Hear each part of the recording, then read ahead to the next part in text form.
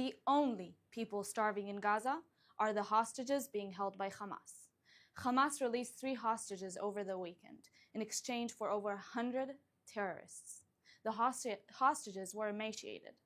Israel's foreign minister said the hostages look like Holocaust survivors. And to be honest with you, they do. Israel's health ministry said the hostages were malnourished and lost around 30% of their body weight, testament to the hell that they went through. Medical staff said their condition of the hostages returning from captivity is comparable to that of the individuals who have spent a year in a concentration camp. This is a medical emergency, not a moment for celebration. Their condition is severe and deeply concerning. They are suffering from malnutrition, muscle atrophy, prolonged infections, and more. If you believe you would have stood up against this evil, then now is your chance. Since Hamas declared war on October 7th, we keep hearing claims of Gazan hunger. But the fake famine lies where debunked time again and again. Gazans got 3,000 calories per person, more than the people in the UK. The Gazans and Hamas terrorists celebrating look healthy and even obese. That is no accident. Hamas accuses Israel of starving Gazans while Hamas starves Israelis. Hamas accuses Israel of raping Gazans while Hamas rapes Israelis. Hamas accuses Israel of murdering Gazan children while Hamas murders Israelis' children. Hamas accuses Israel of doing what Hamas actually does. Hamas is committed to destroying Israel and committing genocide against our people. Hamas must not have any future in Gaza. Otherwise, rebuilding Gaza will mean rebuilding Hamas's ability to starve, rape, and murder again. Governments that call Hamas to release hostages should stop funding Hamas via UNRWA. The British Prime Minister said he shared relief at Eli Sharabi's release, but was dismayed to see his frail condition. Eli Sharabi was one of the 3 emaciated hostages traded for terrorists after 491 days. Sharabi's British family were brutally murdered by Hamas monsters on October 7th. His wife, Leanne, and daughters, Noya, 16, and Yahel, 13, Zichronam Livracha, were murdered in their homes, found holding one another, riddled with bullets. In a display of their true evil, Hamas forced Eli to speak at his terror circus, and he said, "I am so happy to return to my wife and daughters." Hamas laughed. They knew all 3 had been murdered on October 7th and that his brother had been in captivity. His first question upon being reunited with his mother and sister was, "Where are they?" They were forced to tell him the devastating news. Prime Minister Starmer was silent until now about the murder of his British family. Worst, Starmer's UK government just committed 17 million to Gaza, including for UNRWA. Starmer's UK government is proud that this year they gave 41 million to UNRWA. Italy, Sweden, Netherlands, US, and soon Switzerland instead stopped funding UNRWA. These governments know that funding UNRWA means funding UNRWA's Hamas accomplices. The UK government and others must decide. Free Hamas hostages today or fund Hamas hostage-taking tomorrow. Now let's take some questions from our audience watching live on social media. Thank you, Maya. Our first question comes from Instagram. Do we know anything about the emotional conditions of the returning hostages? Well, what I can share with you is that Eli Sharabi, for example, as I just mentioned, returns to Israel with no immediate family to greet him. His wife and daughters were murdered on October 7th in their home, and his brother, who was kidnapped with him, was killed in captivity.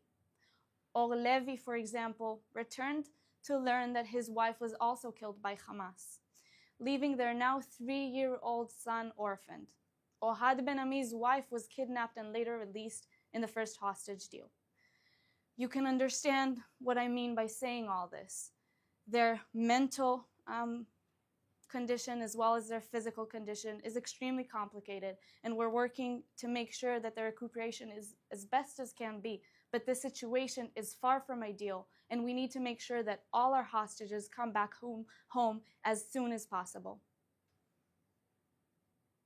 Thank you. Our next question comes from X. Can you speak about your personal experience in the kibbutzim and your understanding of the hostages in that sense? Of course. So, as some of you may know, I spent approximately 6 months right after the October 7th massacre in the devastated kibbutzim. And I can share from firsthand experience that I've seen the atrocities that Hamas did in the kibbutzim firsthand, that I've heard the testimonies firsthand. And to see, just like Ali Sharabi, I know his house, I've seen his house right after October 7th, I've heard what happened there, unfortunately. This is how this war started. This is Hamas's true face. This is evil. And it is now your time to choose if you stand with this evil or if you stand for justice, if you stand for morality.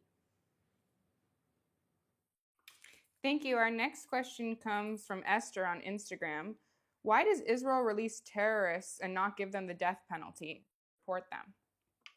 That is a great question. Well, this is far from an ideal deal, as we've spoken about many times before here at the Israeli Citizen Spokespersons office. This is a ransom deal. Hamas took our babies, our kids, our women, our elderly, our men, and they've held them hostage. And in return, we have to pay a very expensive price. But we need to get our people back.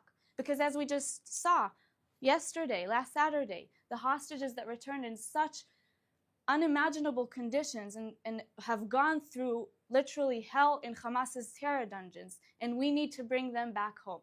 So this is an impossible situation. We're doing the best.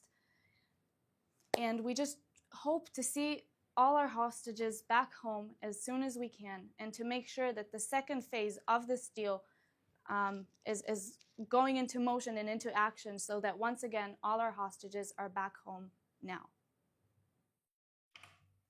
Thank you. This is our final question from Instagram. Do you have any hope after seeing these hostages released, and what gives you hope that we are rising from the ashes in this war? That is also a great question. I like to try and believe and wake up in the morning with a sense of hope despite all the bad and evil that currently surrounds us, because I believe that there is hope.